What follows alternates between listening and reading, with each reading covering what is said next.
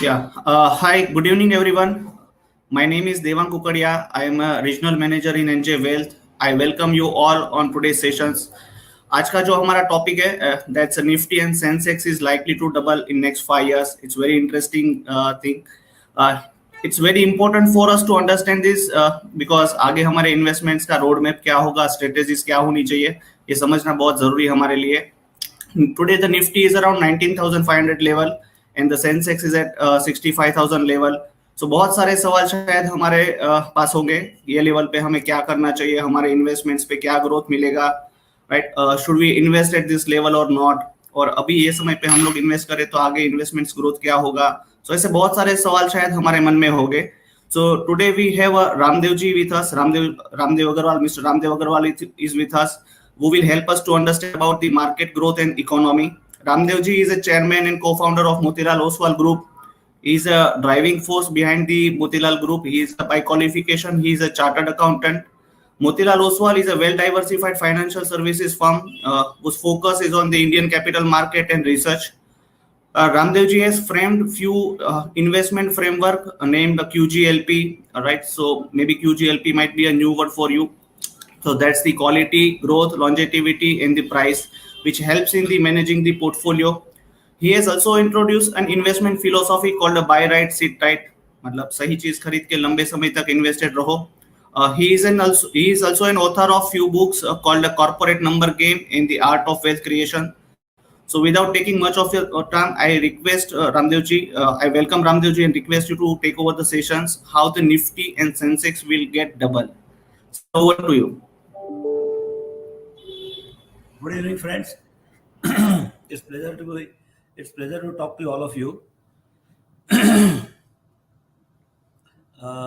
Stock market में जो return की बात आती है और वो भी फ्यूचर के रिटर्न की बात आती है तो हर बार ये होता है कि भाई कितना रिटर्न आएगा. तो हम सबसे पहले पीछे आके देखते हैं कि भाई क्या रिटर्न आया पीछे. तो पीछे यदि आप जितने लंबा जाते जाएंगे उतना ही आपको एक स्टेबल नंबर मिलते जाएगा. और यदि मान लो 20 साल का लेंगे तो आपको आएगा करीब 14-15%. आप यदि अब उसमें क्या होता है कि रिटर्न तो आएगा ही आएगा पक्का. और ये ग्रोइंग इकोनॉमी है, आपका कॉर्पोरेट अर्निंग्स बढ़ रहा है, तो उसमें कोई डाउट नहीं है. सवाल ये किस रेट से आएगा. अब वो रेट का जो डिपेंडेंस है वो आप कहाँ से चालू कर रहे हैं वो भी बहुत इंपॉर्टेंट होता है. यदि बहुत नीचे चालू करें, जैसे आप कोविड में जैसी क्राइसिस में आप यदि खरीदना चाहेंगे, क्राइसिस में खरीदेंगे तो रिटर्न आपको बहुत ज़्यादा आएगा. सो जैसे आप 8,000 में से इंडेक्स था और अभी आप देखें तो 19,000 हो गया है. तो ये 3 साल 4 साल के अंदर हो गया. तो इसमें देखेंगे आप 25-27% में रिटर्न आ चुका है. लेकिन यदि आप बेस यदि बदलें, 1 साल और जोड़ दें, उसमें 5 साल कर दें, तो उसमें क्या है कि आप यदि 12,000 से 19,000 करेंगे तो आपको रिटर्न करीब 14-15% ही आएगा.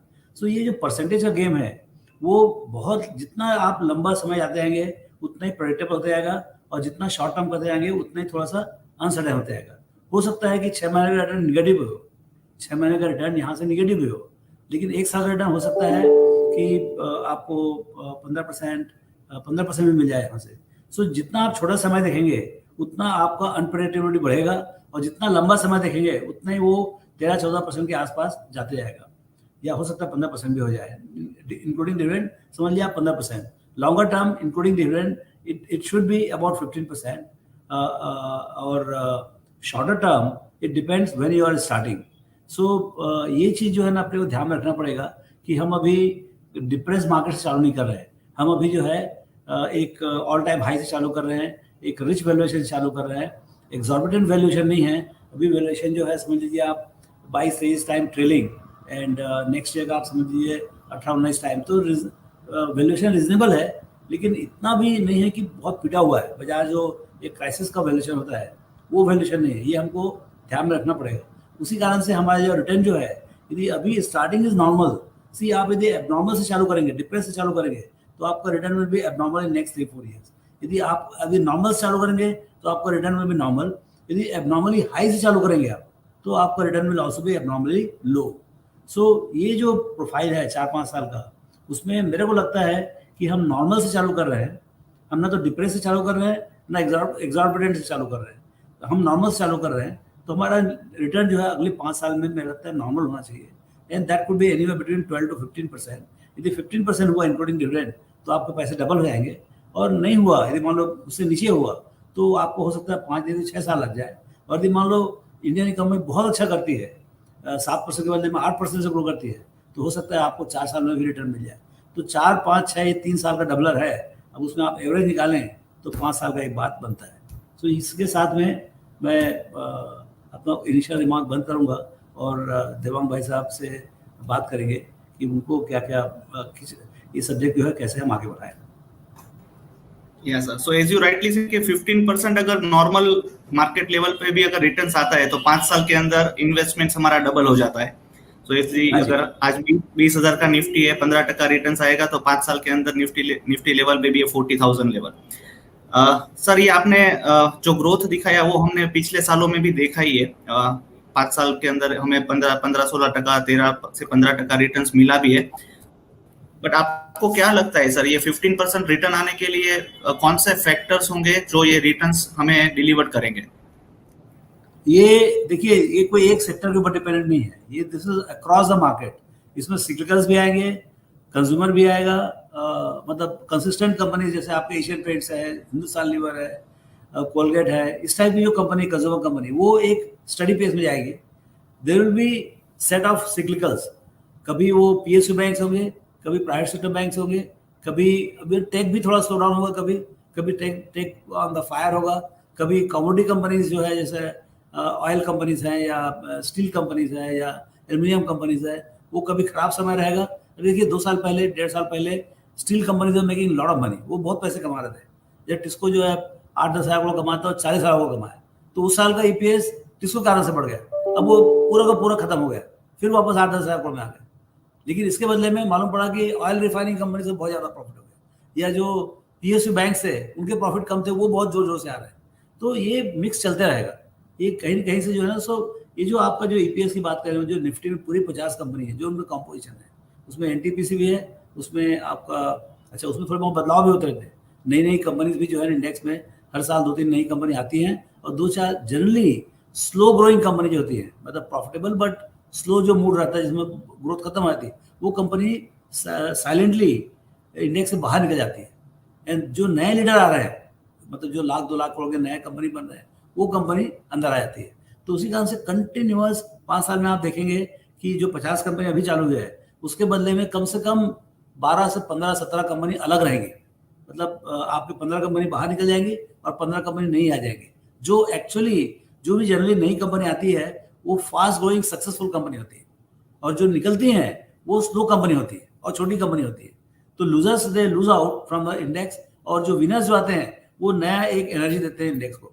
अब उसमें क्या होता है, कई बार इंडेक्स में ऐसी ऐसी कंपनी आती हैं वो जो एकदम रॉकेट की तरह होती है। जैसे आप बजाज फाइनेंस जैसे कंपनी आप अंदर ले आओ, वो आते 2-3 टका से, बट वो धीरे धीरे धीरे धीरे 5-7% जगह बना देती है। तो इट डिपेंड्स क्या अंदर आ रहा है और क्या बाहर जा रहा है। बाहर जाने वाला तो मालूम है कि भाई बाहर जाने वाली कंपनी जो है वो स्लो ग्रोइंग कंपनी होगी या निगेटिव कंपनीज होगी, लेकिन जो अंदर आएंगी वो कंपनी रॉकेट होंगी।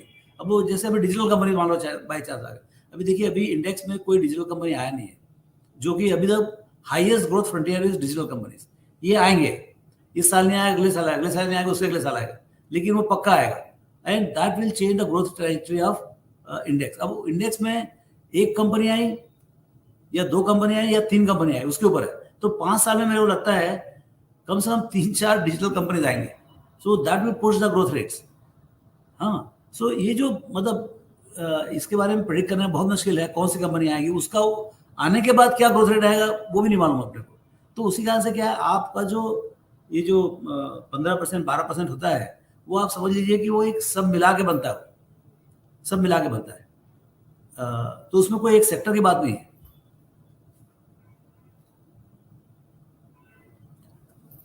I can't hear you. Hello. या सॉरी सर, ये जो मार्केट ग्रोथ की हम जो बात करते हैं और ये जो इतनी सारी कंपनीज का नई companies as you rightly said, because there are a lot of innovations are going on, बहुत सारी कंपनी भी आ रही है। सो ये जो कंसिस्टेंसी जो है सर हमारे जीडीपी में, हमारे इस ईपीएस में, जो कंपनी की जो ग्रोथ है, राइट, सो आपको लग रहा है कि ये कंसिस्टेंट रहेगा हमारा, मतलब because all this factors are very important to grow the market, right? So इसमें कंसिस्टेंसी ऐसी बनी रहेगी, ऐसी आपको लग रहा है यही चीज कंटिन्यू होगा आगे जाके? देखिए क्या होता है, देयर इज पूरे इकोनॉमी में क्या होता है, corporate profit is a percentage of the total GDP. हाँ, so there is a correlation between GDP and corporate profits. And corporate profits में जो होता है वो इंडेक्स में आता है, क्योंकि leader companies are all in the index. तो corporate profit to GDP, so आपका जीडीपी है, समझिए इस साल 300 लाख करोड़ का है, मतलब करंट ईयर में हो जाएगा 330 lakh crore, 330 trillion rupees, and that is growing at about 10 to 12%. तो हर साल आपका जीडीपी बढ़ता है 10 से 12% से. इस साल का 11-12-7% रियल जीडीपी ग्रोथ रेट और 5% इन्फ्लेशन, तो ऐसे 12% से आपका जीडीपी बढ़ेगा. तो 12%, तो यदि मान लो आपका कॉर्पोरेट प्रॉफिट टू जीडीपी, मतलब नॉर्मल कंडीशन में मान लो 4% है, वो 4% यदि रहे तो आपका 12% तो ईपीएस ग्रोथ गारंटेड है. ओके, तो 12% के लिए आपको कोई तकलीफ नहीं है, उतना मेहनत करने की जरूरत नहीं है. अब यदि वो 4% वाले 5% हो गया, तो आपका ईपीएस ग्रोथ जो है वो 12% से बढ़ के 15%, 17% का आता है. अब ये हमारे हाथ में नहीं है, ना किसी को प्रेडिक्ट कर सकता कि भाई आज यदि ऑयल का दाम यदि $100 का $150 हो गया, तो आपको कॉर्पोरेट प्रॉफिट जीडीपी काफी गिर सकता है सब उस समय के लिए. लेकिन वो $150 वाला ऑयल का जो है दाम 50 हो गया, तो बल्ले बल्ले एनर्जी कॉस्ट पूरा गिर जाएगा, रॉ मटेरियल कॉस्ट पूरा गिर जाएगा, तो आपको पूरे मार्जिन बढ़ जाएंगे. तो वो जो है ना, ये जो डायनेमिक्स जो है ये बढ़ते घटते रहेगा. जैसे 2003 में corporate profit GDP was about 2% only, 2.5%. और जो बूम हुआ 2000, एक्चुअल में बूम इसका होता है, जो बूम बोलते हैं ना बाजार में, वो होता है कॉर्पोरेट प्रॉफिट जीडीपी बदलने का. तो उसमें क्या होता है, 2003 से 2008 में corporate profit GDP went from 2.5% to 7.5%. GDP आपका बढ़ रहा है 11-12% से, और कॉर्पोरेट प्रॉफिट बढ़ गया 2 से 6%, 3 गुना उसका और हो गया. तो आपने जीडीपी डबल हुआ 5 साल में या 6 साल में, लेकिन कॉर्पोरेट प्रॉफिट 3 गुना होने से क्या 6 गुना प्रॉफिट बढ़ गया. तो वो जो ऐसा तूफान आया बाजार में, भाई आपका पी मल्टीपल तो 20 के आसपास ही रहेगा, लेकिन आपका कॉर्पोरेट प्रॉफिट जो है 1 का 8 हो गया. तो उसी कारण से बाजार जो है आपका 3000 वाला इंडेक्स 21,000 हुआ, 7 गुना बाजार बढ़ा. ठीक है ना. तो क्या है, रियल दारोमदार है कॉर्पोरेट प्रॉफिट ग्रोथ में. अब कॉर्पोरेट प्रॉफिट ग्रोथ जो अभी जो है, मैं वही बोल रहा हूँ कि अभी मेरे को लगता है नॉर्मल प्रॉफिट ग्रोथ है. अभी जो current level of corporate profit है, जो लास्ट ईयर का ईपीएस 8 से 10 रुपया, और इस साल का हमारे तीरंदाज सब हेड ऑफ रिसर्च जो बोल रहे हैं 960 रुपये आएगा, 15% बढ़ेगा.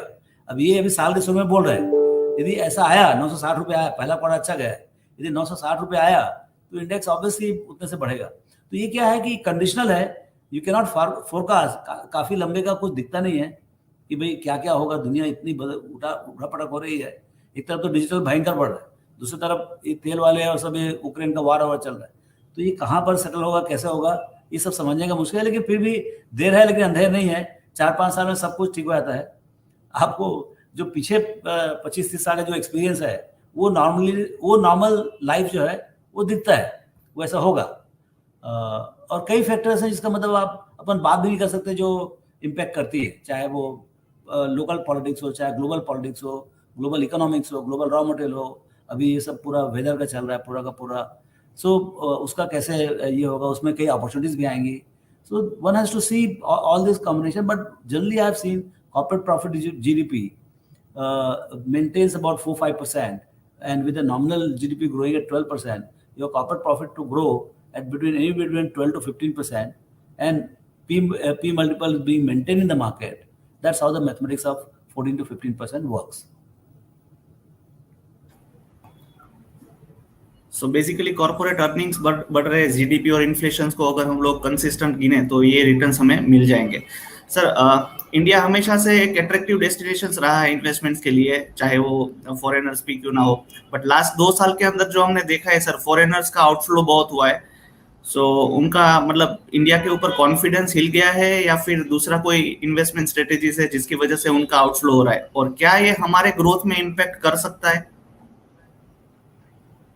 देखिए हमारे ये क्वेश्चन अच्छा है कि भाई हमारा जो ग्रोथ है अंदर का, उसके ऊपर उनके आने जाने से अंतर पड़ता है क्या. तो वो मेरे को नहीं लगता, क्योंकि क्या देखिए, एक सबसे बड़ा इकोनॉमिक रिवोल्यूशन जो हुआ है जो आप लोग किए हैं, मतलब आप लोग भी बहुत बड़े सूत्रधार हो करने में। जो एसआईपी और जो डीमैट अकाउंट खुला है 2020 के बाद जो काम चालू हुआ है, जैसे 2020 तक करीब 30-35 मिलियन 3-3.5 करोड़ अकाउंट्स थे। लेकिन जैसे डिजिटल ऑनबोर्डिंग अलाउ किया उन्होंने एक कोविड के बनाते, उसके बाद जो है जो तूफान हुआ है आपके डीमैट अकाउंट्स एडिशन में, चाहे ब्रोकिंग अकाउंट हो चाहे एमएफ अकाउंट हो, तो उसमें जो है आपका 4 मिलियन 3 मिलियन अकाउंट पर महीने आए हैं, तो भी बढ़ के हो गए 123-124 मिलियन अकाउंट्स डीमैट अकाउंट्स। तो उससे जो पार्टिसिपेशन बढ़ा है, और इसमें क्या बहुत छोटे छोटे लोग आए हैं, 25,000 30,000 40,000 लाख रुपया ये सब आए, तो उससे क्या है इक्विटी जो रिस्क जो होता है वो डिस्ट्रीब्यूट हो गया है और बाजार में पैसा कंटिन्यूस आ रहा है, 15,000 17,000 करोड़ हर महीने आ रहा है। तो फॉरेनर्स जब गए उस समय ही अच्छा समय, उस समय अच्छे नीचे में आपका सबका पूरा एसआईपी आया, तो वो जो डाउन साइड था, डाउन साइड हुआ पक्का हुआ, लेकिन बहुत कम हुआ। जो जो इंडेक्स मेरे ख्याल से जिस ढंग से उन्होंने बेचा, इंडेक्स जो समझ लीजिए 20-25% और गिरना था, वो ना गिर के सब रिटेल वाले सब पूरा पूरा कुशन दे दिए। अब वो कुशन अभी भी चालू है। अब सवाल ये है कि फॉरेनर्स को उनको वापस आने का है, क्योंकि देखिए ग्लोबल एलोकेशन जो है ना, इंडिया का जो मार्च है, India is becoming bigger and bigger in the world GDP. So world GDP से 100 ट्रिलियन है, तो 100 ट्रिलियन में अभी इंडिया का जो लेवल है वो है करीब 3.5-4%, और ये अगले 10 साल में बढ़ के 7-8% हो जाएगा। तो जो फॉरेनर्स का लोकेशन है भाई उनकी मर्जी है, वो क्यों आएंगे क्यों नहीं आएंगे वो खुद जाने, हर आदमी अलग ढंग से सोचता है ना। लेकिन आपका 4-5-6% का यदि आपका डोमिनेंस बढ़ता है, आप वर्ल्ड के 3rd लार्जेस्ट इकोनॉमी बनोगे, और उसमें 2nd लार्जेस्ट में कोई जाना नहीं चाहता है। अब देखिए एक तो अमेरिका है, मतलब mother of all the equity markets, है ना, 35-40 ट्रिलियन डॉलर का मार्केट है, बहुत बड़ा market, 1.5 times of GDP, and so that's the mother of market. So उसका तो रहेगा जो एलोकेशन रहेगा। उसके आगे कोई second biggest market is China, but China में अभी लोग सोच रहे हैं कि जाना कि नहीं जाना करें, इंक्रीमेंटली जो है वहाँ है, लेकिन इंक्रीमेंटली कितना जाने का। और इंडिया देन 3rd इज, सो मुझे लगता है कि India is definitely a good destination, x America, India is a terrific destination. और लोग आए हैं, पैसे कमाए हैं, आपको 5,000 करोड़ का 10,000 करोड़ माल बेचते हैं, बिकता है और आप पैसे लेके आते हो, उसमें कोई सिस्टम में कोई मतलब there is a confidence in the system कि आप 8-10 हज़ार करोड़ का भी शेयर बेच सकते हो और लेके जा सकते हो। सौदा होते जा रहा है, हर महीने आप देख रहे हैं बड़े से बड़ा डील होते जा रहा है।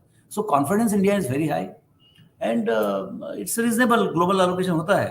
तो मुझे लगता है India keeps doing well at 7%, there is no reason why foreigners will also not come, at least if not overweight, at least जितना होना चाहिए इंडिया का साइज के हिसाब से उतना आना चाहिए। और मेरे ख्याल से अभी एफआईएस का उतना ध्यान इंडिया के ऊपर अभी भी कम ही है। बात कर रहे हैं लेकिन लोगों को महंगा लगता है, अरे भाई लेकिन अच्छा चीज तो महंगा मिलेगा ही ना। तो they have to get reconciled at some point of time कि India is expensive market, India was expensive market, India will remain expensive because there is a quality, there is a consistency, there is a quality. भाई यहाँ पर भी बाजार में देखो आपको HUL मिलेगा 70 का पी में, और आपको कोई दूसरा चीज मिलेगा, कई पावर कंपनी मिलेगा आपको 8 के पी मिलेगा, 10 के पी मिलेगा, 12 के पी मिलेगा। तो फर्क है ना। तो ऐसे बाजार में फर्क है। इंडिया अपने आप में यूनिक है, उसका ग्रोथ है, प्रेडिक्टेबल ग्रोथ है, स्टेबिलिटी है, सो उसका एक पी मल्टीपल है, सो वो रहेगा। अब वो सवाल है कि एफआईएस कितना आएगा, कब आएगा, उसके बारे में again it is not predictable. लेकिन मेरे को मालूम है यदि मेरा ईपीएस आ रहा है 15 से ग्रोथ और मेरा पी मल्टीपल 20-21 के आसपास है, कोई माई का लाल उठा नहीं सकता मेरे को, उतना मिलेगा मेरे को। ये पीछे 40 साल में मिला है और अगला 40 साल में मिलेगा। Sir, as you said that US is a mother of economy, तो आज यूएस के अंदर जो इंटरेस्ट रेट्स बढ़ रहा है और जो इन्फ्लेशन आउट ऑफ कंट्रोल है, इनफैक्ट था, तो उनका इम्पैक्ट हमारे इकोनॉमी पे कब तक रहेगा, और क्या वो एक फैक्टर हो सकता है कि जिसकी वजह से हम शॉर्ट टर्म में ग्रो ना हुए? नहीं, ग्रोथ तो है, सी ये इम्पैक्ट जरूर है। जैसे कल आप देखिए आरबीआई का डिसीजन आया, उसमें उन्होंने होल्ड किया, तो वो there also watching what is happening to the inflation and what is global trend. क्योंकि यदि आप बहुत ज्यादा कम कर दो, बहुत ज्यादा बढ़ा दो, तो रुपी डॉलर के ऊपर बहुत अंतर पड़ेगा, एंड आउटफ्लो इनफ्लो को भी सो वो ध्यान रख रहे हैं, आरबीआई गवर्नर ध्यान रख रहे हैं, and the world economy is completely interlinked, they are also interlinked. तो क्या चीज का कैसा इम्पैक्ट आएगा मुझे उसकी समझ बहुत कम है। और वो मतलब बहुत डिफिकल्ट है एनालाइज करने का। सी बाजार में क्या है कि कई इंफॉर्मेशन ऐसा है जो बहुत इंपॉर्टेंट है but it is not knowable, so we have to focus on what is important and knowable. तो उसी कारण से मैं अपना जो समझ है उसको एकदम सिंपल रखता हूँ। मैं चाहता हूँ भाई मेरे को कॉर्पोरेट अर्निंग समझ में आ जाए, आज तक का हमको मालूम है, आगे कैसे चल रहा है वो रिसर्च से थोड़ा मालूम पड़ सकता है। एंड कॉर्पोरेट अर्निंग्स ग्रोथ यदि मान लो अच्छा आ रहा है तो 4-6 महीना आगे पीछे होगा लेकिन रिटर्न आएगा हमको। सी बाजार में सबसे बड़ा बात क्या है, you must have lot of patience. Real differentiator is the patience. ये जो रिटेल आ रहा है that is a very patient money, unlike हमारे जैसे लोग हैं जितने HNI FI भाई बहुत ये खराब है वो खराब है बेच के निकल। अरे भाई बेच तो सकते हो आप लेकिन वापस आने का बहुत तकलीफ होएगा, यू नो। सो जो बंदा बैठा हुआ है, सी बाजार में पैसा कौन कमाता है, जिसे जो कंपनी का ओनर होता है वो सबसे ज्यादा कमाता है, क्योंकि ना तो उसको तेजी समझ में आता है ना मंदी समझ में आता है। वो सवेरे 10 से 5 बजे तक काम करता है और घर जाता है, उसको 6 बजे देने काम नहीं है। उसी कारण से क्या है 10-20 साल का जब आंख खोलता है तो मालूम पड़ता है 1000 करोड़ की कंपनी 1 लाख करोड़ की कंपनी। और शेयर बाजार वाले जितने होते हैं, हम लोग जो छोटे इन्वेस्टर होते हैं, आज खरीद रहे हैं कल बेच रहे हैं, ये ऊंचा हो गया वो नीचे हो गया, उससे पैसे नहीं बनते। So what is most important in the market to make money is to think all this things, read about everything, but looking back जो हुआ है उसके हिसाब से फिर then invest and sit tight, you know, buy right and sit tight. वो जो बात जो है वो सिंपल है कि भाई पीछे सब कुछ हुआ है, आगे का वी आर ऑप्टिमिस्ट। एक नजरिया होता है भाई आप या तो ऑप्टिमिस्ट है या पेसिमिस्ट है। पेसिमिस्ट है तो लगेगा दुनिया से बंद हो रहा है, ऑप्टिमिस्ट है बोले सब एकदम बहुत बढ़िया चल रहा है। तो हम तो दूसरे कैंप में, ऑप्टिमिस्ट के कैंप में। Right sir, you rightly said, बहुत सारे इन्वेस्टर्स एग्जिट हो जाते हैं, फिर एंट्री नहीं कर पाते एंड यू नो वो सही लेवल का इंतजार करते रहते हैं और वो प्रोबेबली बहुत कम लोगों को सही लेवल मिलता है। एंड उसके लिए ही बाय राइट सिट टाइट वाला जो फिलोसॉफी है दैट्स रिटेल इन्वेस्टर्स के लिए भी यही चीज हेल्पफुल है। सर एक और इंटरेस्टिंग क्वेश्चन आया हुआ है। 2024 को लोगों ने एक बहुत बड़ा एक डोमेस्टिक इवेंट है ऐसा मान लिया है वो साल में। तो जो इलेक्शंस का जो माहौल रहेगा, राइट, उसका इम्पैक्ट हमारे इक्विटी मार्केट पे क्या हो सकता है सर? इम्पैक्ट होगा। देखिए क्या है, इक्विटी मार्केट शॉर्ट रन में बहुत इमोशनल होता है, बहुत इमोशनल होता है। तो वो जो इमोशंस डेफिनेटली प्ले आउट करेंगे, उससे वॉलेटिलिटी आएगा। अभी देखिए 4-5 स्टेट का इलेक्शन है, अभी उसमें हो सकता है कि चारों पांचों में बीजेपी हार जाए। तो जैसे जैसे हारते आएंगे ऐसे ऐसे लोगों को लगेगा भैया मई में भी मोदी जी आएंगे नहीं आएंगे, एक डर तो बैठेगा ना दिमाग में। और जो ये बदमाश लोग हैं, सॉरी क्या नाम है, जो दूसरा अपोजिशन साइड है, वो उनका भी ऐसा खिलेगा कि भाई जो हमने अभी किया वो हम मई में भी करेंगे। भाई कर भी सकते हैं क्या है। तो ये अनसर्टेनिटी का माइंड जो है ना, जब तक Modi ji is not voted इन, देखिए एक बताता हूँ मैं आपको, जिस दिन बाजार को कोई हिसाब से, चाहे इलेक्शन के पहले या इलेक्शन के बाद, जिस दिन बाजार को, इलेक्शन के बाद तो समझ में आ जाएगा भाई आ गए करके, है ना, जिस दिन काउंटिंग हो गया वोट उस दिन तो हो जाएगा। अब यहां से काउंटिंग डेट तक जो है मेरे ख्याल से थोड़ा वॉलेटिलिटी रहेगा, ऊपर नीचे होगा। ये क्या 20% का गेम है, जहां से भी होगा वहां से 20-25% का रैली आएगा एक जान करके। अब उसके लिए आपको सट्टा करने का है, आप अभी बैठ जाओ बेच के, फिर उसके बाद नीचे में आएगा, नीचे में आप जब मंदी होगा तो आप खरीदो, ये सब मालूम नहीं क्या होगा बाजार में, क्योंकि बाजार को कॉन्फिडेंस कभी भी आ सकता है। लेकिन मेरे को मालूम है इसका जिस दिन he is voted in the office, इसका 20% आपको बाजार में मिलेगा, 3-4 हजार पॉइंट का रैली मिलेगा आपको। अब लेकिन उसको कैसा खेला जाए वो मेरे पास उसका कोई रास्ता नहीं है। वो आप शायद कोई चार्टिस्ट बता दे या कोई करे, मेरे लगता नहीं कोई पंडित बता सकता है।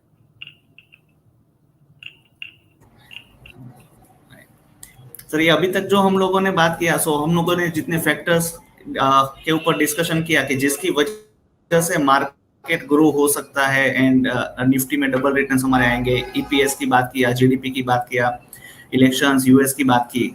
सर आपको ऐसा कुछ लगता है कोई भी ऐसे रीजन है जिसकी वजह से ये सब चीज ना होवे, मतलब any factors which can draw down our returns, और जो ये इसमें मतलब हमारे लिए हर्डल बन सकते हैं ऐसे? देखिए रिटर्न आने से कोई रिटर्न आने से कोई रोक नहीं सकता है। सवाल ये है कि ये 5 साल में आएगा, 4 साल में आएगा, 6 साल में आएगा। वो सो दैट आपके पास कितना पेशेंस है, उसका ही बात है बस। क्योंकि बातचीत के लिए ठीक है, मतलब कुछ ना कुछ बातचीत होनी चाहिए। अच्छा, एक बात और भी है, ये फिक्स्ड इनकम से बहुत अच्छा देगा। यदि फिक्स्ड इनकम को 6%, 6.5% दे रहा है, उससे तो हर हालत में ऊपर आएगा। तो एक तो जीत हो गई भाई, आपको फिक्स्ड इनकम से ऊपर होगा, इन्फ्लेशन का बीटिंग हो गया। अब वो 12 आएगा, 10 आएगा, 15 आएगा, 17 आएगा, ये सब पॉसिबिलिटी है। मैं तो बोलता हूँ आपको 10 से लेके 18% तक सब प्रॉबिलिटी बराबर है। और उसमें कौन सा क्या क्या होगा, that only time will tell. जैसे मान लो यहाँ से बाई चांस बाजार 1000 पॉइंट करेक्शन हो गया, मतलब 3-4 इलेक्शन हुए, उसमें हमारा थोड़ा सेटबैक हो गया, कुछ हो गया, कोई कारण से, there can be any reason, बाजार 1000 पॉइंट गिर जाता है, तो आपका आपका रिटर्न रेट यदि 18,000 से गिनो और 18 से 25 गिनो या 19 से 25 गिनो, तो रेट में फर्क आएगा। तो उसी तरह का कुछ बाकी ये सब डन ही है। मतलब यानी जैसे भी होगा, country has power to overcome any of the setbacks, any of the set political also. हमने कॉलिशन पॉलिटिक्स देखा है, हमने मतलब बहुत वीक गवर्नमेंट देखा है, बहुत वीक फॉरेन करेंसी देखा है, इंडो पाकिस्तान लड़ाई की बात तक भी देखे हैं। अभी तो सब कुछ शांति है, आपका $600 बिलियन का रिजर्व है, आपका ग्लोबल पोजिशनिंग इतना अच्छा है, आपका पॉलिटिकल लीडरशिप इतना बढ़िया है, आपका बहुत स्टेबल गवर्नमेंट है, तो सब अच्छा है भाई। अब यदि आपको पेसिमिस्ट होना तो आप बोलो सब चीज गलत हो सकता है, क्यों नहीं हो सकता है? आपका बहुत फ्रेगमेंटेड इलेक्शन हो सकता है, 3-4 पार्टी को 100-100, 150 पॉइंट्स मिले, बीजेपी को 200 से नीचे मिले। भाई अब वो पेसिमिज्म का तो कोई हिसाब ही नहीं ना। ऑप्टिमिस्ट बोलेगा भैया 350 आएगा, पेसिमिस्ट बोलेगा 250 नहीं आएगा, 240 आएगा, 200 आएगा। तो आप किस तरफ सुन रहे हो उसके ऊपर है। तो मैं सुनता ही नहीं है सब चीजें भैया। देखो हम अपने को मेरे को मालूम है, चाहे कोई लीडरशिप रहे, कैसे भी रहे, 19-20 देश चलने वाला है, आपके कंपनीज चलने वाले हैं। Entrepreneurs are the biggest magicians, they will be able to overcome all the adversities. चाहे वो $100 का ऑयल हो, $120 का ऑयल हो, $50 का ऑयल हो, ग्रीन एनर्जी हो, रेड एनर्जी हो। भाई एंटरप्रेन्योर बने क्यों है? एंटरप्रेन्योर के काम है सब तकलीफें संभाल के ₹2 कमाने का। तो I have faith in my entrepreneur. In the past, they have been able to stand up to the occasion, and in the future also they will stand up to the occasion and take all the variables on their side. कुछ भी हो जाए, देश आगे बढ़ने वाला है, businesses आगे बढ़ने वाले हैं, रिटर्न्स तो हमारे पॉकेट में आने ही वाले हैं। ये तो हमने लास्ट 40 साल में देखा है। Correct. So number of governments आ गए इतने सालों के अंदर, बहुत बार एफआईआई ने एंट्री किया, एग्जिट किया, ये सब होने के बावजूद भी आज हम लोग लाइफ टाइम हाई इवेंट्स पे लेवल पर बैठे हुए हैं। सो सर सुनिए ना, एक बात बोलता हूँ, ये लाइफ टाइम हाई का बहुत गंदा वर्ड है। क्यों? मतलब ये लाइफ टाइम हाई है पिछले 75 साल के लिए, ये लाइफ टाइम हाई 5 साल के लिए नहीं है। हिस्टोरिक इवेंट हो जाएगा। हाँ, ये हिस्ट्री है, फ्यूचर इज डिफरेंट। सो आप यदि आप बोलोगे अगला 25 साल का ऑल टाइम हाई क्या होगा, यदि 25 साल this is the low time, this is lowest, this is lowest. या ग्रेट सर। ये मार्केट कंडीशंस पे अभी आपकी हमारे इन्वेस्टर्स को क्या एडवाइस रहेगी सर? मतलब any investment strategies which you would love to recommend them? क्या रिकमेंड करूंगा, मतलब like see the issue is that there is a power of equity. You decide how much appetite you have for the equity. You know, आप लोग planners जो हो या जो भी वेल्थ प्लानर्स हैं, या आप अपने आप को समझना चाहिए भाई कितना वॉल्टिलिटी ले सकते हो। भाई आप यदि 75-80 साल के हो, सीनियर सिटीजन हो, so then I would think that there will be different equation. The appetite to assume the volatility of equity will be lower. तो भाई मैं यदि बहुत धनवान आदमी हूँ, मेरे पास 25-50 करोड़, तो मैं तो पहले 50 करोड़ तो SBI के फिक्स डिपॉजिट में डाल दूँ, ताकि हर महीने मेरे को मेरा खर्चा से ज़्यादा ऐसा आ जाए, दुनिया डूब जाए लेकिन मेरा तो फिक्स इनकम आए। So that is done. अब 50% हम खेलेंगे, जिसमें 12-13 का कमाएंगे, 14 का कमाएंगे। तो that will be the approach for a 75-year-old retired guy. But जो बंदा यंग है, 25-30 साल का है, नया जॉब मिला है, अभी CA MBA करके निकला है, 50 लाख का सैलरी मिल रहा है, उसको तो आउट एंड आउट खेलना चाहिए ना। उसको क्या अंतर पड़ता है? उसको जीरो भी क्या अंतर पड़ता है? उसको बहुत साल है कमाने का। तो that is a question of strategy, what you have. यदि Yeah. 25-30 साल के बंदे मान लो 100% इक्विटी होना चाहिए, सो वो तो फिर उसके बाद देखिए, मतलब 25 साल के उम्र में चालू कर रहा है वो, उसके बाद एटलीस्ट 50 साल का कंपाउंडिंग है। आप सोचिए 50 साल में यदि 15% से किया वो, तो क्या हो जाएगा? 4:4, मतलब हम गिन नहीं सकते इतना पैसा हो जाएगा उसके पास। लेकिन वो Correct. चीज अब चालू हो रहा है। अब जो है यंग लोग जो है SIP कर रहे हैं, एनजीओ सबको सिखा रहा है, पूरे पूरे गांव तक जा रहा है। तो वो जो है वो उनको दिखेगा 10 साल के बाद वो क्या बना जो।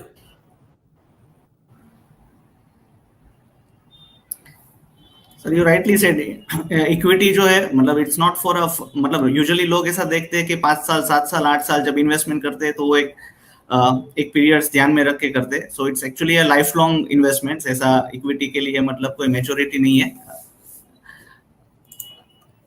मैं तो ओडी अकाउंट की तरह करता हूँ। My style is to equities and OD account.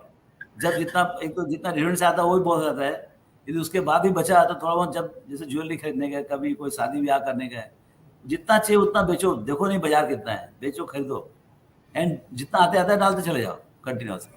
That is how I keep it simple, but one can do it in much more program fashion and what suits them, because the hard part is to earn money, and then how do you make money out of money?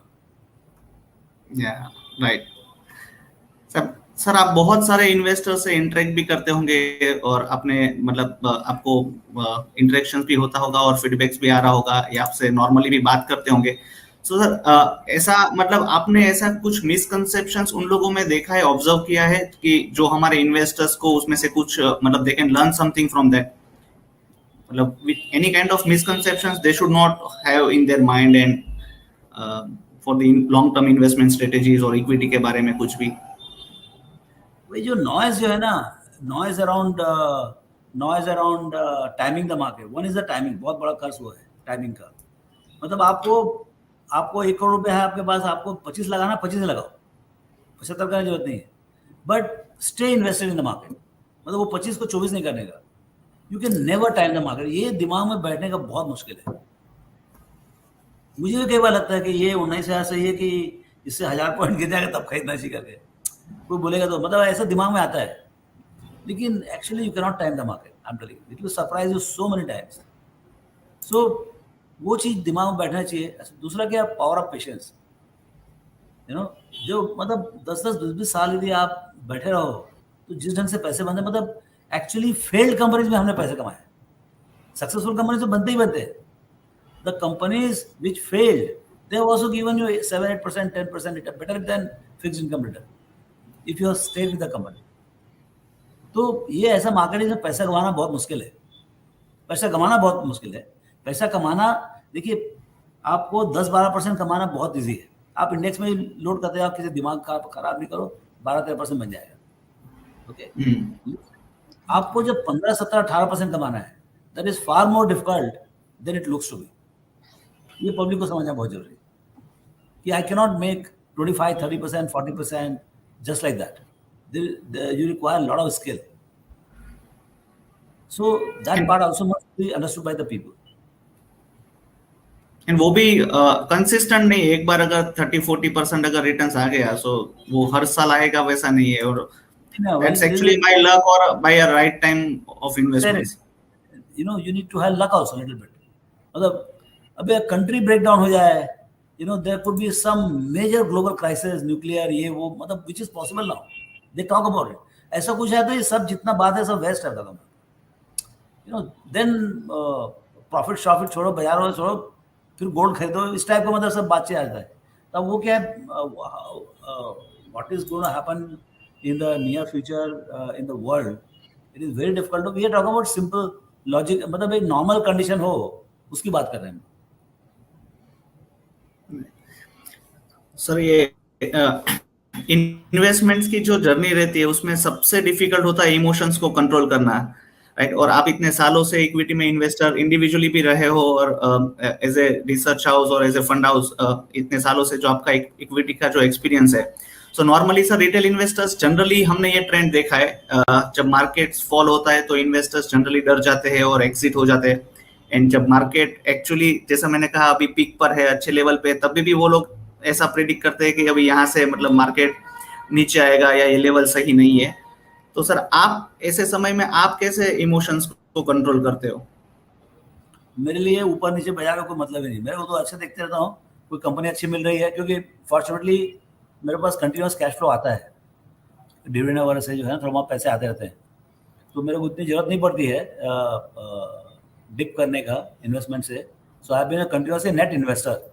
तो मैं देखते रहता हूँ भाई कोई नया opportunity मिले, तो जब आप व्हेन यू सी अच्छे बाजार में आपको बहुत कंपनी सस्ते मिलेगी, मतलब महंगे बाजार में भी आपको सस्ती कंपनी मिलेगी और सस्ते बाजार में भी आपको महंगी कंपनी होगी। तो आपका समझ के ऊपर है कि भाई देखिए ये बाजार का सबसे बड़ी विडंबना क्या है, प्राइस सबको मालूम है, वैल्यू किसी को नहीं मालूम। ये बाजार ऊपर नीचे भी होता है, गोल्ड मार्केट इतना ऊपर नीचे नहीं होता है, क्योंकि सबको अंडरलाइन वैल्यू मालूम है। मार्केट में ये किसी ने मालूम कि कोई चीज़ की कीमत क्या होनी चाहिए, even in a broad range. तो उसी कारण क्या होता है 10 का चीज़ 1 में मिलता है और 1 का चीज़ 10 में बिकता है। तो ये बहुत मैजिकल मिस्टिकल मार्केट है, माया जाल है पूरा। और उसमें हम लोग सब अपना कैरियर बना रहे हैं माया जाल में। जितना ज्यादा सोचेंगे उतना ज्यादा कॉम्प्लेक्स बनाते जाएंगे, जितना सिंपल रहेंगे उतना ज्यादा पैसा बनाएंगे। वही राइट सर, एक बहुत ही इंटरेस्टिंग क्वेश्चन है, can you share your investment journey, और किस तरह से आपका इन्वेस्टमेंट्स रहा है, और मतलब investment approach basically which help to succeed you in the market in creating wealth? एक बात देखिए, मैंने चालू किया इफेक्टिवली, मेरे पास तो पैसे थे नहीं 85 तक।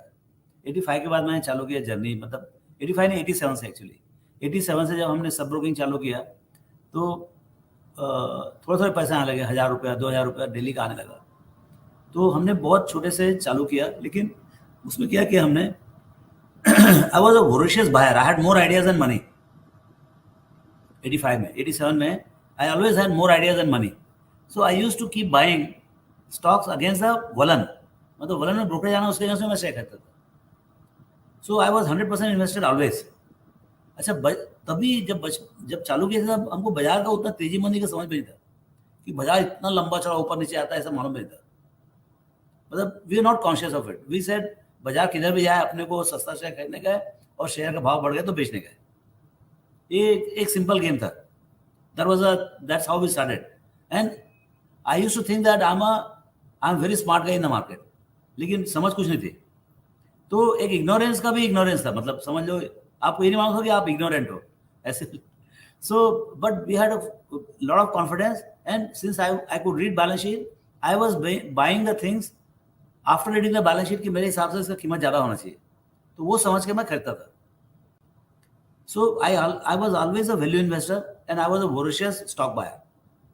And then as the time passes, maturity comes, you keep meeting more people, more companies. Then Buffett साहब आए 94-95 में। उनका जब ज्ञान सब पढ़े, सब पूरा उनका जो राइटिंग हुआ था, तब जाके समझ में आया कि भाई there is some method in the madness. And then the research started and wealth creation studies started learning, getting structured. Then it took another 20 years to say we are looking for QGLP stocks, quality, growth, longevity at reasonable price. QGLP. So अब वो system set हो गया। What are we looking for? 20-25-30 साल के धक्के खाने के बाद अब ये समझ में आया कि भाई ऐसे ऐसे 4 चीज करो तो उससे आपको probability of success is very high. See बाजार में क्या है, आपको प्रोबेबिलिटी ऑफ सक्सेस बढ़ाना पड़ेगा और प्रोबेबिलिटी ऑफ फेलियर घटाना पड़ेगा। And that's how you're the moment instead of 10 times you buy stock, यदि उसमें यदि आपका 10 में से 10 सही निकल गया तो आप भगवान ही हो। लेकिन 10 में से मान लो पहले 5 सही निकलता था, अब हमारे 6-7 सही निकलते होंगे, लेकिन गलती तो हमसे भी होती है। तो अब ये गेम वो बन गया है कि भाई 10 में से कम से कम 7 सही निकल जाए तो हम गंगा नहा लेंगे, ऐसा।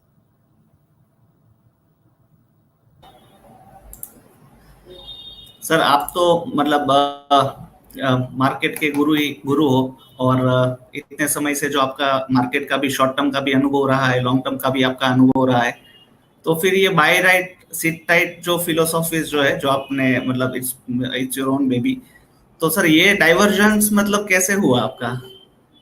कैसे पहले जैसे डाइवर्जन अभी कहाँ आपने पहले जैसे आपने बताया कि मतलब you started with the short term investments और ट्रेडिंग से चालू हुआ एंड देन है? यू। नहीं, ट्रेडिंग नहीं, मैं शायद अब मैं गलत ढंग से बोला उसको। ओके। मतलब हमारा होल्डिंग पैड कभी हमने सट्टा नहीं किया, कभी सट्टा नहीं किया। 100 रुपए है जेब में तो 100 रुपए का ही शेयर खरीदा, ये ख्याल रखिए आप। ओके। 101 का भी नहीं खरीदा, है ना? तो दैट इज या। वन। सेकंड, पहले क्या था कि भाई कुछ भी छोटी कंपनीज खरीदते थे जो समझ में आता था, क्वालिटी भी उतना समझ नहीं था, ग्रोथ का वैल्यू समझ नहीं था। So we buying cheap stocks and then जैसे चीप स्टॉक जैसे 100 रुपए में खरीदे, मान लो भाव 150-200 रुपए हो गया, अपना बेच बाच के निकल गया। Don't bother about the company, पीछे मुड़ के देखने का भी नहीं क्या बेचा करे, क्योंकि तो कंपनी में कोई दम नहीं था। सो ऐसा मतलब दैट वाज द ट्रेंड। फिर बाद में समझ में आया कि how do you by for long. मतलब जैसे इन्फोसिस है, एचडीएफसी बैंक है, हिंदुस्तान लीवर है, ये सब कंपाउंडिंग मशीन खरीदना पड़ेगा आपको। फिर पावर ऑफ कंपाउंडिंग होता है। एक्चुअल में कंपाउंडिंग का मतलब ही मेरे 91 में समझ में आया, 5 साल के बाद। तो फिर वो कंपाउंडेड स्टोरेज देखने लगे।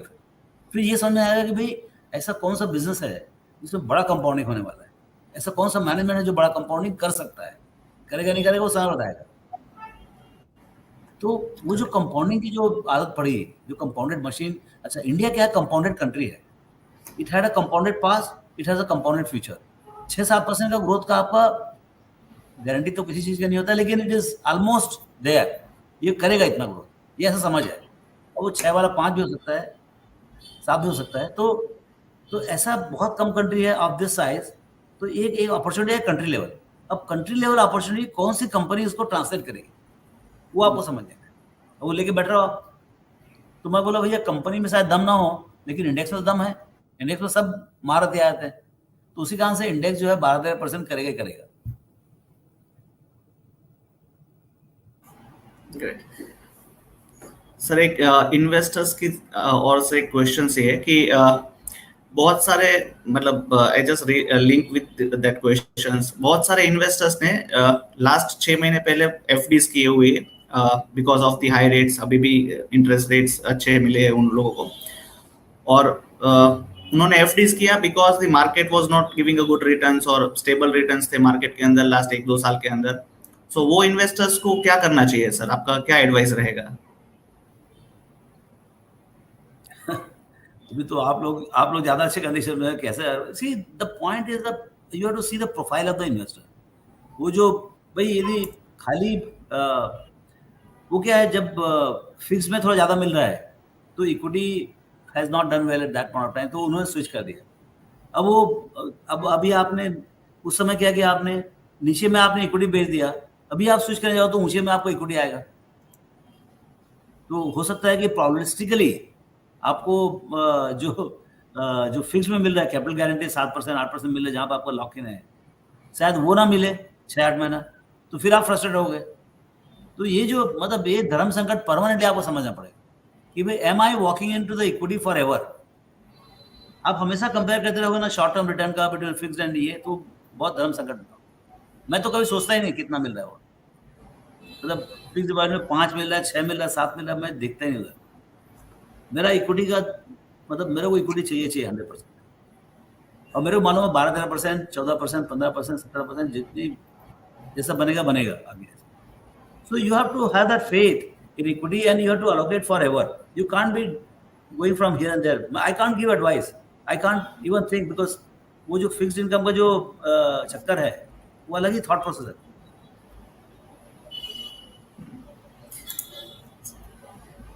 So the lastly any key learnings जो मतलब हमारे investors को would you like to share they should be aware of, or ये समय पे मतलब जो आपने सारी चीज तो बताई है almost, but any last words, would you like to share anything? See, equity markets में what is most important is the allocation and the time you spend. तो allocation में अभी बहुत सारे इनोवेशन हो गए हैं। एक तो SIP का allocation हो गया, तो टाइम को यू कैन बिल्ड। सेकेंड, यदि आपको कोई मैनेजर समझ में नहीं आ रहा है, कोई स्कीम समझ में नहीं आ रहा है कहाँ डाले, तो एटलीस्ट इंडेक्स के आपके बहुत कॉस्ट इफेक्टिव में you can invest in the index itself. और जिस दिन आपको तीरंदाज कंपनी मिलता है उस दिन आप इंडेक्स बेच के आप खरीद सकते हो। लेकिन being in the market, particularly in the country in India where In last 25 years, our total savings were about 10-12 trillion dollars. In next 25 years, it is going to be 10x or 15x. तो ये तो मतलब यानी भयंकर मतलब market है. अब इसमें कब कैसे होगा मालूम नहीं बाजार में, लेकिन इतना मेरा मालूम है कि वन वे है नेक्स्ट 25 ईयर्स. सो टिकट कटाओ और बाजार में आराम से बैठे रहो. Buy right and set time. Yeah. So really, sir, it was very insightful session, and I'm sure this will help our investors to make the decisions for the long-term investments. And you have solved many of the investors' doubt about the economy and the growth. जैसे you rightly said कि जैसे हमारा topic आज का था Nifty और Sensex 5 साल में डबल होगा. सो ड्राइविंग फोर्स जो है ये निफ्टी और सेंसेक्स का, that's our GDP, that's our companies earning, EPS, right? जो हमारा डिमांड एंड सप्लाई है वही सब ड्राइविंग फोर्स है जो आगे ही बढ़ता रहेगा. It's a compounding impact. So जिसकी वजह से हमारा और मतलब इन्वेस्टर्स का और इंडियन इकोनॉमी में रिटर्न्स बनता ही रहेगा. So thank you once again, sir. Thank you all the participants for attending sessions. Thank you, sir, for giving such an good ideas and the convictions in the market. Thank you, sir. So here we'll just conclude the sessions. Yeah, thank you.